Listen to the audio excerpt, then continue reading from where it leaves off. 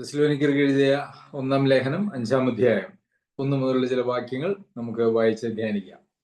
സഹോദരന്മാരെ, കാലങ്ങളെയും സമയങ്ങളെയും കുറിച്ച് നിങ്ങളെ എഴുതി അറിയിപ്പാൻ ആവശ്യമില്ല. കള്ളൻ രാത്രിയിൽ വരും പോലെ കർത്താവിന്റെ നാൾ വരുന്നുവെന്ന് നിങ്ങൾ തന്നെ നന്നായി അറിയുന്നുവല്ലോ. ഇവിടെ കാലങ്ങളെയും സമയങ്ങളെയും കുറിച്ച്, അതായത് കർത്താവിന്റെ വരവിനെ സംബന്ധിച്ച് ഉള്ള കാലങ്ങളും സമയങ്ങളും അതിനെക്കുറിച്ച് തെസ്സലോനിക്കയിലെ വിശ്വാസികളെ എഴുതി അറിയിക്കാനായിട്ട് യാതൊരു ആവശ്യവുമില്ല എന്നാണ് ഇവിടെ പൗലോസ് അപ്പോസ്തലൻ പറയുന്നത്.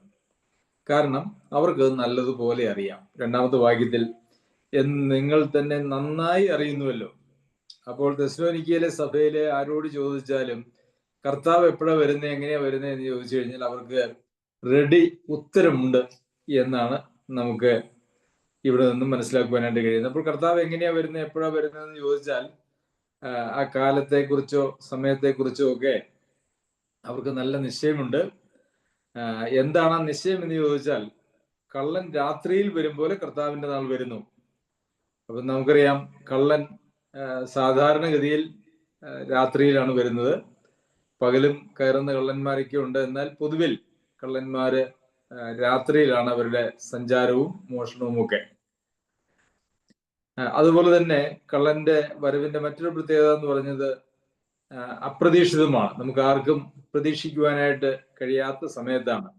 നമുക്ക് അങ്ങനെ നോട്ടീസൊക്കെ തന്നിട്ടല്ല ഒരു മോഷ്ടാവും മോഷ്ടിക്കാനായിട്ട് വരുന്നത്. അപ്പോൾ കർത്താവിന്റെ വരവിനെ കുറിച്ച് പറയുമ്പോൾ അതും നമുക്ക് മനസ്സിലാക്കാൻ കഴിയുന്നത്, ഒരു നോട്ടീസ് തന്നിട്ട് ഇത്രാം തീയതി, ഇത്രാം ദിവസം, ഇത്രാം മണിക്കൂറിൽ ഞാൻ വരുമെന്ന് ഉള്ള ഒരു കാര്യമല്ല. അപ്രതീക്ഷിതമായിട്ടാണ് കർത്താവിന്റെ വരവ് എന്നുള്ളതിനെ കുറിച്ച് തെസ്സലോനിക്കയിലെ വിശ്വാസികൾക്ക് നല്ല ബോധ്യമുണ്ടായിരുന്നു.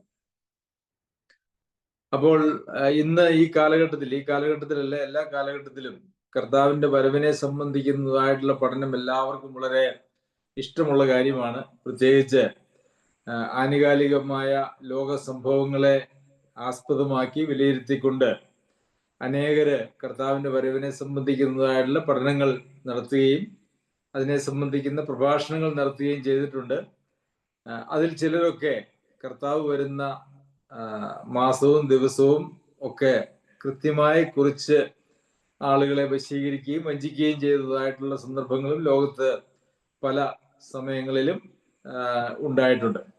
ഈ അടുത്തിടെ കൊറിയയിലോ മറ്റോ ജോലി ചെയ്യുന്നതായിട്ടുള്ള ഒരു പെൺകുട്ടി, എനിക്ക് തോന്നുന്നു ഒക്ടോബർ മാസത്തിൽ ഏതോ ഒരു ദിവസം പറയുകയുണ്ടായി കർത്താവിന്റെ 2-ാം വരവിനെ സംബന്ധിച്ച്.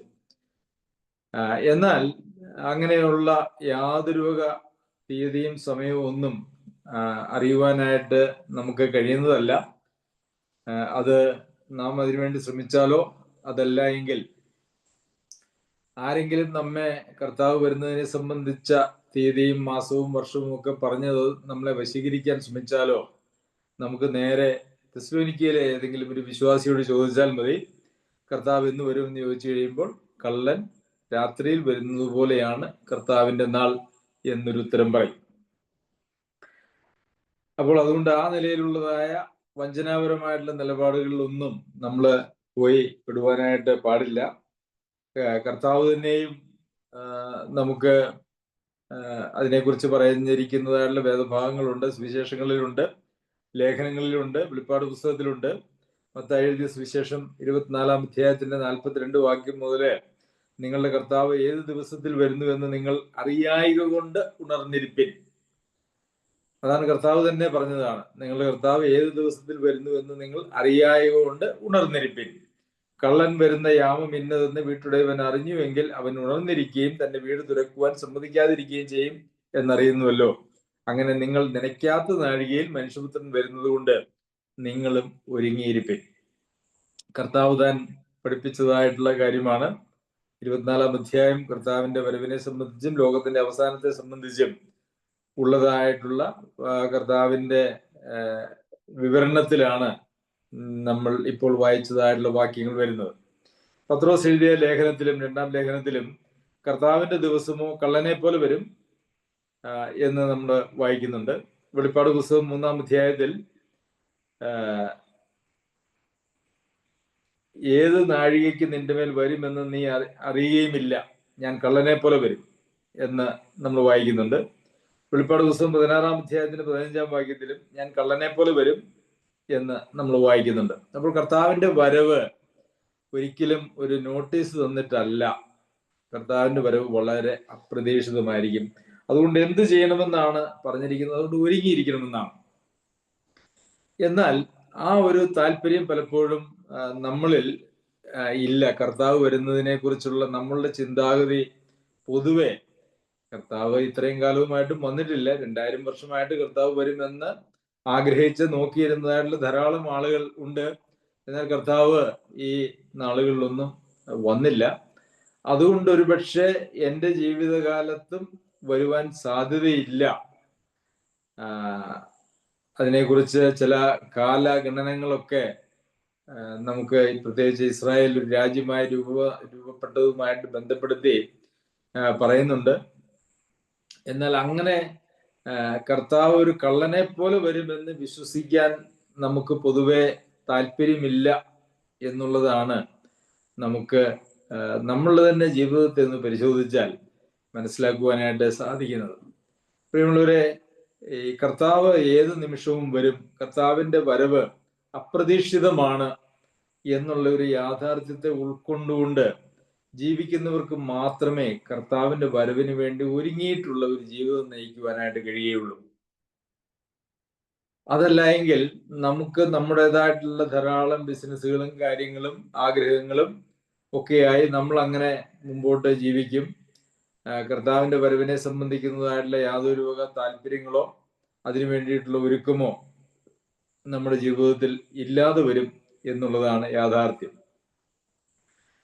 കർത്താവ് അപ്രതീക്ഷിതമായിട്ട് വരുമെങ്കിൽ നാം എപ്പോഴും ഏത് നിമിഷവും ദൈവം കർത്താവ് വന്നാൽ എടുക്കപ്പെടേണ്ടതിന്, അതല്ല എങ്കിൽ കർത്താവ് വരുമ്പോൾ നാം കർത്താവിന്റെ മുമ്പാകെ നിഷ്കളങ്കരായി വിശുദ്ധരായി കുറ്റമില്ലാത്തവരായി വെളിപ്പെടേണ്ടതിന് കർത്താവിന്റെ ഇഷ്ടം ചെയ്തുകൊണ്ട് ജീവിക്കുന്നവരായിരിക്കും എന്നുള്ളതാണ്.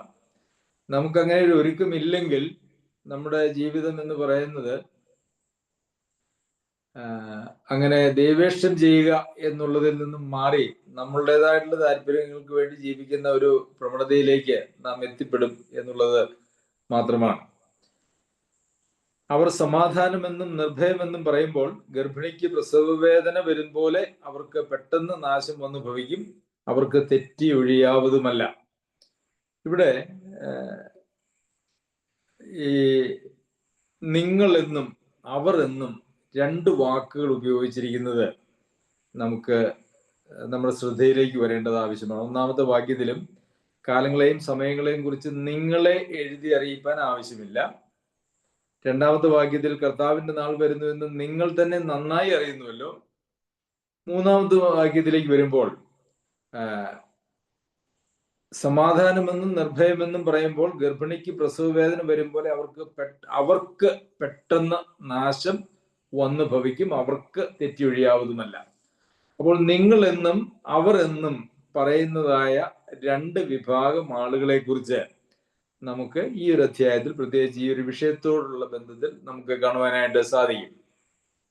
നിങ്ങൾ എന്ന് പറയുന്നതിനെ കുറിച്ച് നമ്മൾ ചിന്തിച്ചാൽ അതാരാണ്? തെസ്സലോനിക്കയിലെ സഭാംഗങ്ങളാണ്. അതിനെക്കുറിച്ച് നമുക്ക് സംശയമില്ല. എന്നാൽ അവർ എന്ന് പറഞ്ഞാൽ അവരാരാണ് എന്ന് ചോദിച്ചാൽ അത് നമ്മൾ മനസ്സിൽ വെക്കുക. നമുക്ക് തുടർന്നുള്ള വാക്യങ്ങൾ വായിക്കുമ്പോൾ നമുക്കത് മനസ്സിലാക്കുവാനായിട്ട് സാധിക്കും. അപ്പോൾ സമാധാനമെന്നും നിർഭയമെന്നും പറയുമ്പോഴാണ്, അതായത് യാതൊരു വക പ്രശ്നങ്ങളുമില്ല, എല്ലാം സമാധാനപരമായി പോകുന്നു, ഒന്നിനെക്കുറിച്ചും ഭയപ്പെടേണ്ടതായിട്ടുള്ള ആവശ്യമില്ല എന്ന് പറയുന്നതായ ഒരു കൂട്ടർ ആളുകളുണ്ട്. അപ്പോൾ കർത്താവിന്റെ വരവിനെ പ്രതീക്ഷിക്കാത്തതായ ചില ആളുകളെ കുറിച്ചായിരിക്കണം ഇവിടെ പൗലോസ് അപ്പോസ്തലൻ സൂചിപ്പിച്ചിരിക്കുന്നത് എന്ന് നമുക്ക് മനസ്സിലാക്കുവാനായിട്ട് സാധിക്കും. കാരണം അവർ എന്ന് പറയുന്നത് അവിശ്വാസികളെ കുറിച്ചാണ് എന്ന് ചിന്തിക്കാൻ ന്യായമില്ല. കാരണം അങ്ങനെയാണ് എങ്കിൽ അവർ എന്നുള്ളതല്ല പുറമേ ഉള്ളവരെന്നോ ലോകത്തിലുള്ളവരെന്നോ അവിശ്വാസികളെന്നോ അങ്ങനെ എന്തെങ്കിലുമൊക്കെ ഒരു പദമായിരിക്കണം അവിടെ ഉപയോഗിക്കേണ്ടിയിരുന്നത്. എന്നാൽ ഇവിടെ നിങ്ങൾ എന്നും അവർ എന്നും പറയുമ്പോൾ രണ്ട് വിഭാഗം ആളുകളെ ഒരുപക്ഷെ രക്ഷിക്കപ്പെട്ടു എന്ന് അവകാശപ്പെടുന്നതായിട്ടുള്ള കൂട്ടത്തിൽ രണ്ട് വിഭാഗം ആളുകളെയാണ് ഉദ്ദേശിക്കുന്നത് എന്ന് നമുക്ക് മനസ്സിലാക്കുവാനായിട്ട് സാധിക്കും. തുടർന്നുള്ള വാക്യങ്ങളും അതിനെ നമുക്ക് സഹായകമാണ്. എന്നാൽ സഹോദരന്മാരെ, ആ നാൾ കള്ളൻ എന്നപോലെ നിങ്ങളെ പിടിപ്പാൻ നിങ്ങൾ ഇരുട്ടിലുള്ളവരല്ല. അപ്പോൾ കള്ളൻ എപ്പോഴാണ് വരുന്നത്? കള്ളൻ രാത്രിയിലാണ്, അല്ലെങ്കിൽ ഇരുട്ടിലാണ്. അപ്പോൾ നിങ്ങൾ ആ നാൾ, അതായത് കർത്താവിന്റെ ആ നാൾ എന്ന് പറയുന്നത് കർത്താവിന്റെ വരവിന്റെ നാൾ, അല്ലെങ്കിൽ കർത്താവിന്റെ നാൾ, ആ നാൾ കള്ളൻ എന്ന പോലെ നിങ്ങളെ പിടിപ്പാൻ നിങ്ങൾ ഇരുട്ടിലുള്ളവരല്ല. അപ്പോൾ ഇവിടെ ഇരുട്ട് എന്ന് പറയുന്നത് നമ്മുടെ രാത്രി പകൽ ആ ഒരു രീതിയിലല്ല ഈ വാക്യത്തിൽ ഉപയോഗിച്ചിരിക്കുന്നത്. നമ്മൾ വെളിച്ചത്തിലാണ് നടക്കുന്നതെങ്കിൽ, തുടർന്നുള്ള വാക്യത്തിൽ അതാണ് നമ്മൾ കാണുന്നത്, നിങ്ങൾ എല്ലാവരും വെളിച്ചത്തിന്റെ മക്കളും പകലിന്റെ മക്കളുമാകുന്നു, നാം രാത്രിക്കും ഇരുളിനുമുള്ളവരല്ല. അപ്പോൾ വെളിച്ചത്തിന്റെ മക്കൾ, അല്ലെങ്കിൽ വെളിച്ചത്തിൽ വസിക്കുന്ന ആളുകളെ സംബന്ധിച്ചിടത്തോളം കർത്താവിന്റെ വരവ് ഒരിക്കലും അപ്രതീക്ഷിതമല്ല എന്നുള്ളതാണ്. അപ്പോൾ ആരാണ് വെളിച്ചത്തിൽ വസിക്കുന്നതായിട്ടുള്ള ആളുകൾ? വെളിച്ചത്തിൽ വസിക്കുന്നതായിട്ടുള്ള ആളുകൾ കർത്താവ് എപ്പോൾ വേണമെങ്കിലും വരും, അപ്രതീക്ഷിതമായി വരും എന്നുള്ള വിശ്വാസത്തോടു കൂടി എല്ലാ സമയത്തും ഒരുങ്ങിയിരിക്കുന്നതായിട്ടുള്ള ആളുകളാണ്.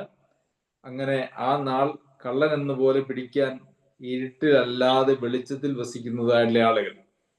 അപ്പോൾ കർത്താവിന്റെ പ്രത്യക്ഷത എപ്പോൾ വേണമെങ്കിലും ഉണ്ടാകും എന്നുള്ള വിശ്വാസത്തിൽ ഒരുങ്ങിയിരിക്കുന്നതായിട്ടുള്ള ആളുകളാണ് യഥാർത്ഥത്തിൽ വെളിച്ചത്തിന്റെ മക്കൾ എന്ന് പറയുന്നത്, അല്ലെങ്കിൽ പകലിന്റെ മക്കൾ എന്ന് പറയുന്നത്. നിങ്ങൾ എല്ലാവരും വെളിച്ചത്തിന്റെ മക്കളും പകലിന്റെ മക്കളുമാകുന്നു, നാം രാത്രിക്കും ഇരുട്ടിനുമുള്ളവരല്ല.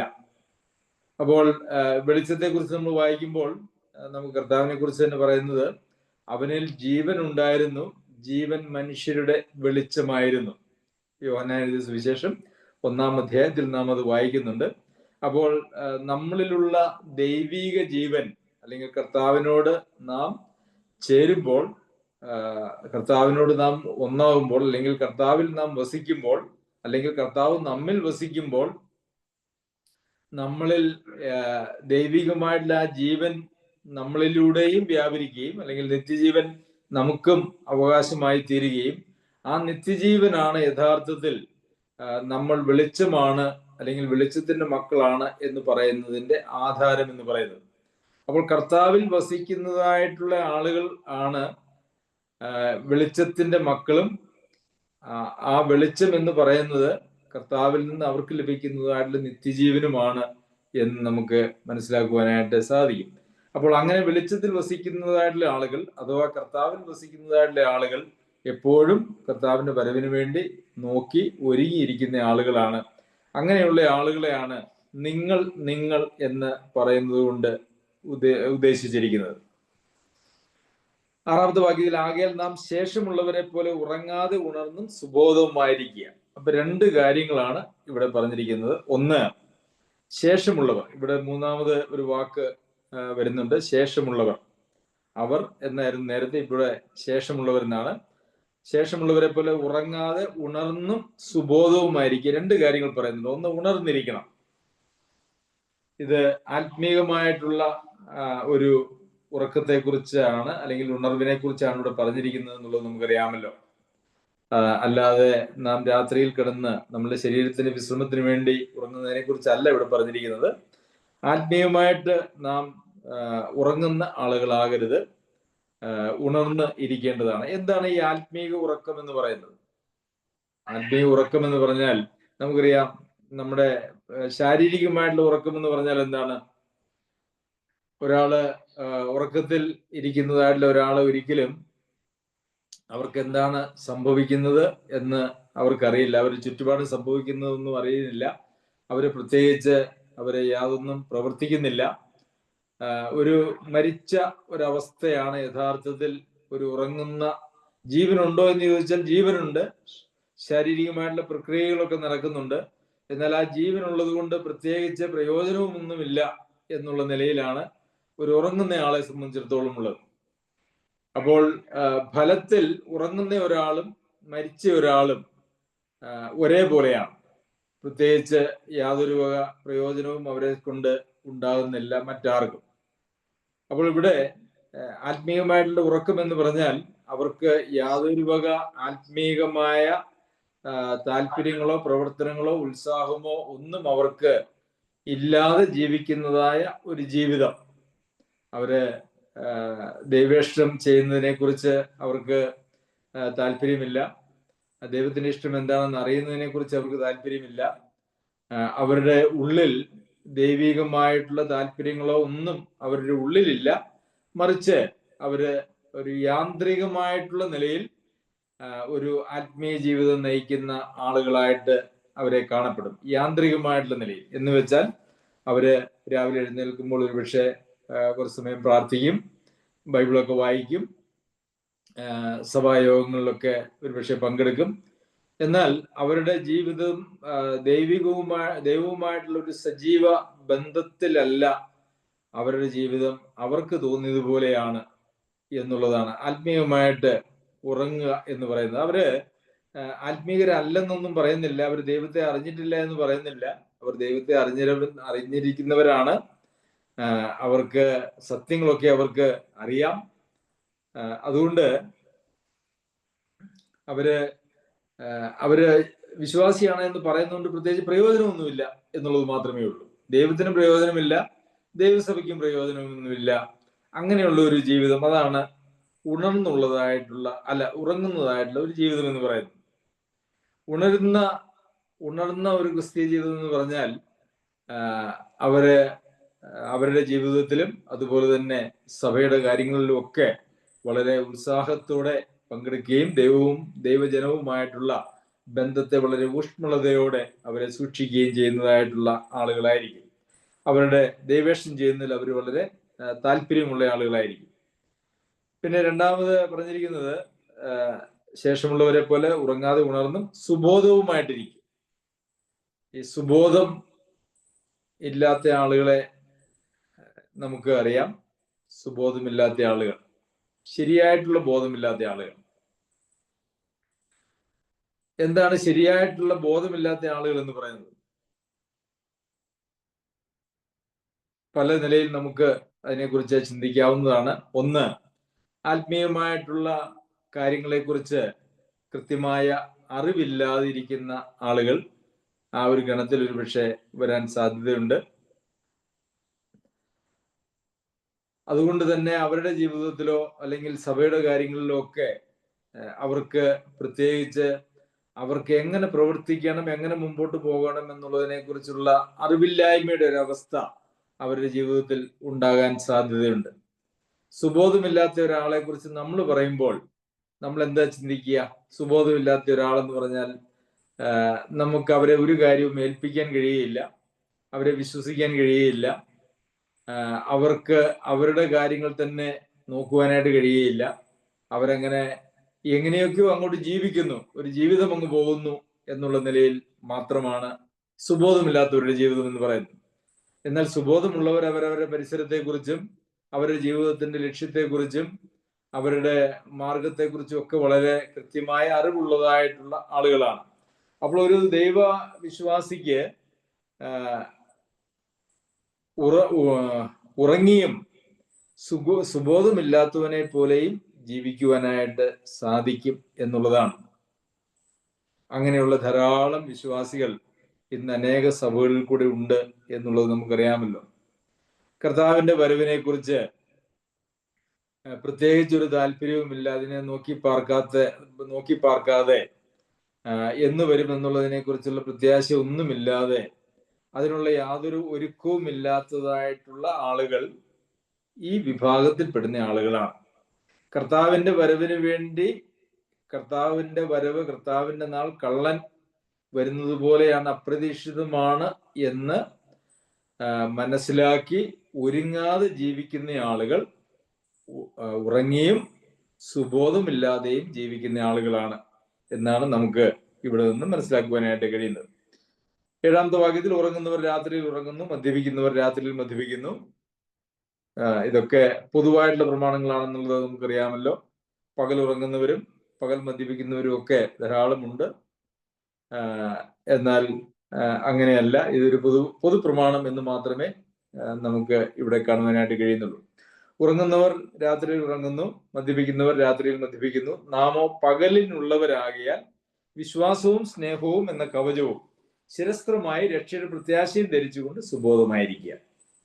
അപ്പോൾ ഇവിടെ നാം പകലിനുള്ളവരാണെങ്കിൽ, അതായത് നാം വെളിച്ചത്തിന്റെ മക്കളാണെങ്കിൽ, നാം വെളിച്ചമാണെങ്കിൽ, നാം ഉണർന്ന് സുബോധത്തോടുകൂടി ഇരിക്കുന്ന ആളുകളാണെങ്കിൽ, നാം കർത്താവിന്റെ വരവിന് വേണ്ടി ഒരുങ്ങിയിരിക്കുന്ന ആളുകളാണെങ്കിൽ, വിശ്വാസവും സ്നേഹവും എന്ന കവചം ശിരസ്ത്രമായി രക്ഷയുടെ പ്രത്യാശ ധരിച്ചുകൊണ്ട് സുബോധമായിട്ടിരിക്കണം.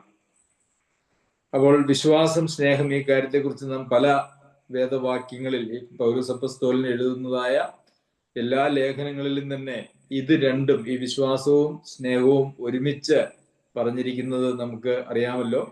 ഇതേ ലേഖനത്തിൽ വിശ്വാസവും സ്നേഹവും എന്ന് ചേർത്ത് പറഞ്ഞിരിക്കുന്നത് മൂന്നാമത്തെ തവണയാണ്, മൂന്നാമത്തെ പ്രാവശ്യമാണ്. ഈ വിശ്വാസത്തെയും സ്നേഹത്തെയും തമ്മിൽ ഒരിക്കലും വേർപിരിക്കുവാനായിട്ട് കഴിയുകയില്ല.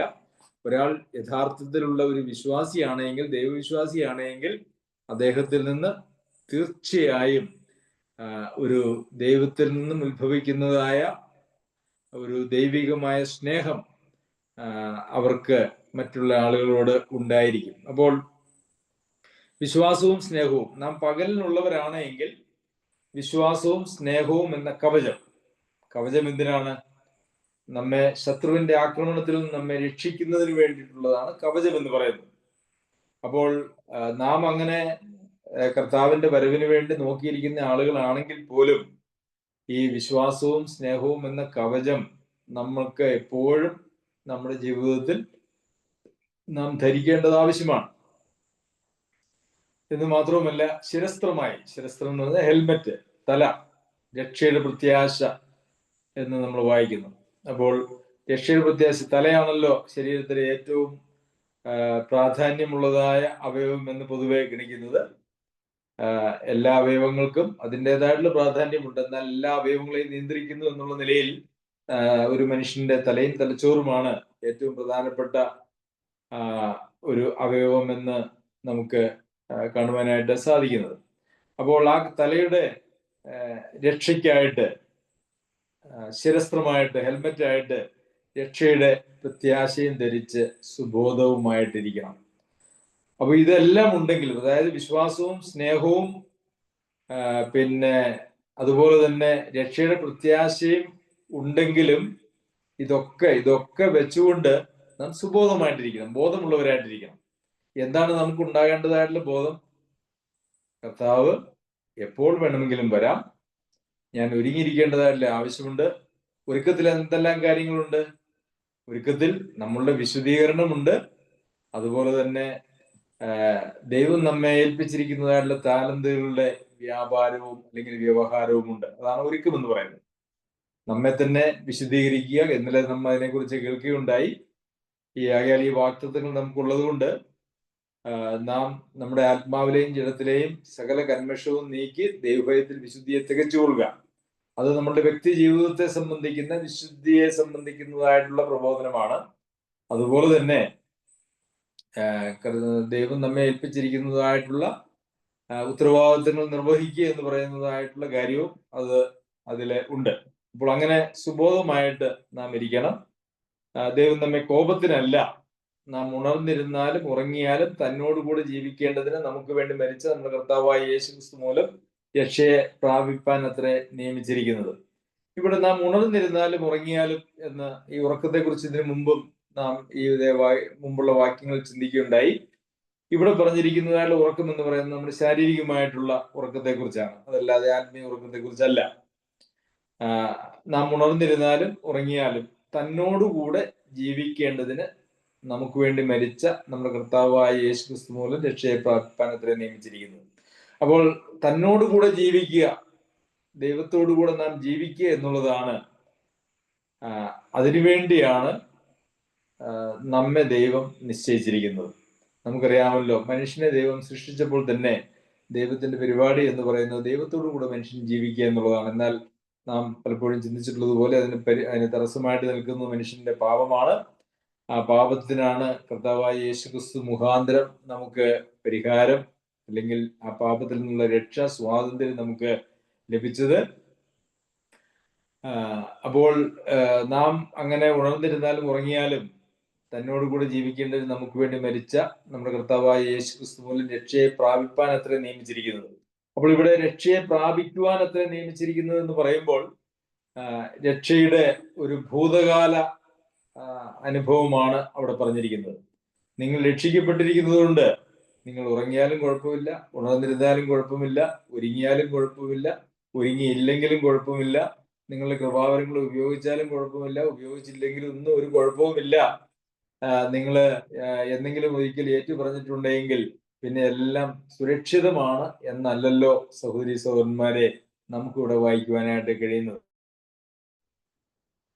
അപ്പോൾ തന്നോടുകൂടെ ദൈവത്തോടുകൂടെ ജീവിക്കേണ്ടതിന് വേണ്ടി യേശുക്രിസ്തു മൂലം രക്ഷയെ പ്രാപിക്കുവാനായിട്ടാണ് നമ്മെ നിയമിച്ചിരിക്കുന്നത്. ആ ഒരു വഴിയിൽ നാം ജീവിക്കുക എന്ന് പറഞ്ഞാൽ സുബോധമായി ഉണർന്ന് ദൈവേഷ്ടം ചെയ്ത് ജീവിക്കുക എന്നുള്ളത് തന്നെയാണ് അതിൻ്റെ അടിസ്ഥാനം, അല്ലെങ്കിൽ അതിന് വഴി എന്ന് പറയുന്നത്. അതിനുശേഷം ആകയാൽ നിങ്ങൾ ചെയ്തു വരുന്നത് പോലെ അന്യോന്യം പ്രബോധിപ്പിച്ചും തമ്മിൽ ആത്മീയ വർധന വരുത്തിയും പോരുവിൻ. അപ്പോൾ ഇവിടെയും തെസ്സലോനിക്കയിലെ വിശ്വാസികളെ സംബന്ധിച്ച് പൗലോസ് അപ്പോസ്തലന് വളരെ നല്ല അഭിപ്രായങ്ങളാണ് പറഞ്ഞിരിക്കുന്നത്. എന്തൊക്കെയാണ് നല്ല അഭിപ്രായങ്ങൾ ഈ വേദഭാഗത്ത് പറഞ്ഞിരിക്കുന്നത്? നിങ്ങളെ കാലങ്ങളെയും സമയങ്ങളെയും കുറിച്ച് നിങ്ങൾക്ക് എഴുതിയറിയിക്കാൻ ആവശ്യമില്ല. കർത്താവിന്റെ നാൾ എങ്ങനെ വരുമെന്നുള്ളത് നിങ്ങൾ നന്നായിട്ട് അറിയുന്നു. നിങ്ങൾ ഇരുട്ടിലുള്ളവരല്ല, നിങ്ങൾ വെളിച്ചത്തിന്റെ മക്കളും പകലിന്റെ മക്കളുമാകുന്നു. അതിനുശേഷം ഇവിടെ പ്രബോധനത്തെ കുറിച്ച് പറയുകയാണ്. ആകയാൽ നിങ്ങൾ ചെയ്തു വരുന്നത് പോലെ അന്യോന്യം പ്രബോധിപ്പിച്ചും തമ്മിൽ ആത്മീയവർദ്ധന വരുത്തിയും പോരുവിൻ. അപ്പോൾ ഈ 11-ാമത്തെ വാക്യത്തോടുകൂടി ഈ ഒരു വിഷയം, പൗലോസ് അപ്പോസ്തലൻ ഈ ഒരു വിഷയം അവിടെ അവസാനിപ്പിക്കുകയാണ്. അവിടെ എന്താണ് പറയുന്നത്? ആകയാൽ നിങ്ങൾ ചെയ്തു വരുന്നത് പോലെ അന്യോന്യം പ്രബോധിപ്പിച്ചും തമ്മിൽ ആത്മീയവർദ്ധന വരുത്തിയും പോരുവിൻ. എന്തിനു വേണ്ടിയാണ് പ്രബോധിപ്പിക്കേണ്ടത്? എങ്ങനെയാണ് ആത്മീയവർദ്ധന വരുത്തേണ്ടത്? അല്ലെങ്കിൽ എങ്ങനെയാണ് ആത്മീയവർദ്ധന വരുത്തുന്നത്? എങ്ങനെയാണ്? എന്താണ് പ്രബോധനത്തിന്റെ വിഷയം? എന്താണ്? അതുപോലെ തന്നെ ഈ പ്രബോധനത്തിലൂടെ ആത്മീയ വർധനവ് വരുന്നത് എന്താണ്? നമുക്കറിയാം, അന്യോന്യം പ്രബോധിപ്പിക്കുക എന്ന് പറയുന്നത് വചനത്തിലെ വളരെ ധാരാളം പറഞ്ഞിട്ടുള്ളതായ വാക്യങ്ങളാണ്. നാൾതോറും അന്യോന്യം പ്രബോധിപ്പിച്ചുകൊള്ളുവിൻ എന്നുള്ളതായ കാര്യമെന്ന് പറയുന്നത്. ദൈവജനം നമുക്കറിയാം ഈ ഒരു ദുഷ്ടലോകത്തിലാണ് ജീവിക്കുന്നത്. ദൈവജനത്തെ തെറ്റിക്കുവാനായിട്ടുള്ള ധാരാളം സാധ്യതകൾ, അവസരങ്ങൾ, അതുപോലെ തന്നെ പ്രലോഭനങ്ങളൊക്കെ ഈ ലോകത്തുണ്ട്. ക്രിസ്തുവിനോടുള്ള നമ്മളുടെ ഏകാഗ്രതയിൽ നിന്നും നമ്മെ മാറ്റി ഈ ലോകത്തിന്റെ വഴിയെ, അല്ല എങ്കിൽ ലോകസ്നേഹത്തിന്റെ വഴിയെ നമ്മെ കൊണ്ടുപോകുവാനായിട്ടുള്ള എല്ലാ സാധ്യതയുമുണ്ട്. നാം അങ്ങനെ വഴുതി പോകുവാനായിട്ടുള്ള സാധ്യതയുമുണ്ട്. അതുകൊണ്ട് അന്യോന്യം പ്രബോധിപ്പിക്കുമ്പോൾ എന്തൊക്കെയാണ് നമ്മൾ പ്രബോധിപ്പിക്കേണ്ടത്? നാം ലോകത്തിന്റെ വഴിയെ പോകരുത്, കർത്താവിന്റെ വഴിയെ നിൽക്കണം, എപ്പോഴും ഒരുങ്ങിയിരിക്കണം. കർത്താവിന്റെ വരവ് എപ്പോൾ വേണമെങ്കിലും സംഭവിക്കാം. അതുകൊണ്ട് സ്വന്തം വിശുദ്ധീകരണത്തിലും അതുപോലെ തന്നെ കർത്താവ് ഏൽപ്പിച്ചിരിക്കുന്നതായിട്ടുള്ള കൃപാവരങ്ങളുടെ ഉപയോഗത്തിലും നാം ഏറ്റവും ശ്രദ്ധയുള്ളവരായിരിക്കണം എന്നുള്ള കാര്യം നാം എപ്പോഴും അന്യോന്യം പറഞ്ഞ് പ്രബോധിപ്പിക്കേണ്ടത് ആവശ്യമാണ് എന്നാണ് അവിടെ നമുക്ക് കാണുവാനായിട്ട് കഴിയുന്നത്. അപ്പോൾ ആത്മീയ വർധന വരിക എന്ന് പറഞ്ഞാൽ എന്താണ്? ആത്മീയ വർധന വരിക എന്ന് പറഞ്ഞാൽ നമ്മൾ രക്ഷയുടെ പ്രത്യാശയിൽ നിന്നുകൊണ്ട് സ്വന്തം ജീവിതത്തെ വിശദീകരിച്ചുകൊണ്ട് കർത്താവിന്റെ വരവ് എപ്പോഴും വേണമെങ്കിലും സംഭവിക്കാമെന്നുള്ളത് അറിഞ്ഞ് നമ്മുടെ വിശദീകരണത്തിലും നമ്മുടെ ഉത്തരവാദിത്വം ചെയ്യുന്നതിലും നാം ഏറ്റവും ശുഷ്കാന്തി ഉള്ളവരായിട്ടിരിക്കുക, അല്ലെങ്കിൽ ആ ഒരു തലത്തിലേക്ക് നമ്മൾ മാറുക. അത് നമ്മളുടെ ജീവിതത്തിന്റെ ഒരു തുടർമാനമായ അനുഭവമായി മാറുക എന്നുള്ളതാണ് ആത്മീയ വർധന വരിക എന്ന് പറയുന്നത് കൊണ്ട് ഉദ്ദേശിക്കുന്നത്. ഒരു ശിശുവിൻ്റെതായിട്ടുള്ള ശിശു സഹജമായ ധാരാളം ബലഹീനതകളും അല്ലെങ്കിൽ പോരായ്മകളും ഒക്കെ ഉണ്ടെന്നുള്ളത് നമുക്കറിയാമല്ലോ. എന്നാൽ ഒരു ശിശു പിന്നീട് ശൈശവകാലമൊക്കെ പിൻവിട്ട് ഒരു ബാല്യക്കാരനായി പിന്നീട് യൗവനക്കാരനായി ഒക്കെ വരുമ്പോൾ താൻ തൻ്റെ ശരീരത്തിലും മനസ്സിലും തൻ്റെ വികാരങ്ങളിലൊക്കെ താൻ കൂടുതൽ കൂടുതൽ പക്വതയും ആരോഗ്യവും പ്രാപിച്ച് ഒരു ശിശുവിനെ പോലെയല്ല, മറിച്ച് ഒരു മുതിർന്ന ആൾ ചെയ്യുന്നത് പോലെ എല്ലാ കാര്യങ്ങളും വളരെ ഫലകരമായി ചെയ്യുവാനായിട്ട് സാധിക്കും. ഒരു ശിശുവിന് എന്താണ് ചെയ്യുവാനായിട്ട് കഴിയുക? ഒരു ശിശുവിനെ സംബന്ധിച്ചിടത്തോളം എന്താണ് താല്പര്യം? എന്തെങ്കിലും കഴിക്കണം, ഉറങ്ങണം എന്നുള്ളതിൽ കവിഞ്ഞ് ഒരു ശിശുവിന് താല്പര്യങ്ങളൊന്നുമില്ല. എന്നാൽ ഒരു യൗവനക്കാരനെ സംബന്ധിച്ചിടത്തോളം യൗവനക്കാരന്റെ താല്പര്യങ്ങൾ എന്ന് പറയുന്നത് നാനാവിധമാണ്. അവന്റെ ജീവിതത്തെക്കുറിച്ചുള്ള കാഴ്ചപ്പാട്, അവന്റെ ഭാവിയെക്കുറിച്ചുള്ള കാഴ്ചപ്പാട്, അതെല്ലാം അവനെ നിയന്ത്രിക്കുന്നുണ്ട്. എന്ന് പറഞ്ഞതുപോലെ തന്നെ ആത്മീയമായി നാം വർധന പ്രാപിച്ച് ആത്മീക ശൈശവമൊക്കെ കഴിഞ്ഞ് ആത്മീക യൗവനത്തിലേക്കും ഒക്കെ നാം മാറുമ്പോൾ നമ്മുടെ ജീവിതത്തിൽ വളരെ കാര്യമായിട്ടുള്ള ജീവിതം പ്രയോജനകരമായി, എല്ലാവർക്കും പ്രയോജനകരമായി തീരുന്ന ഒരു ജീവിത അനുഭവമാണ് യഥാർത്ഥത്തിൽ ഈ ആത്മീയ വർധനവ് ഒരാൾക്ക് വരുന്നത് കൊണ്ട് ലഭിക്കുന്നത്. ഒരു ശിശു പെട്ടെന്ന് ചിലപ്പം തെറ്റിപ്പോകും. എന്നാൽ ഒരു ബാല്യക്കാരൻ അല്ലെങ്കിൽ ഒരു യൗവനക്കാരൻ അങ്ങനെ ഏറെ പെട്ടെന്ന് തെറ്റിപ്പോകുന്നതല്ല. ഒരു ശിശു നടക്കുമ്പോൾ പെട്ടെന്ന് ചിലപ്പോൾ വീണു പോകാനായിട്ടുള്ള സാധ്യതയുണ്ട്.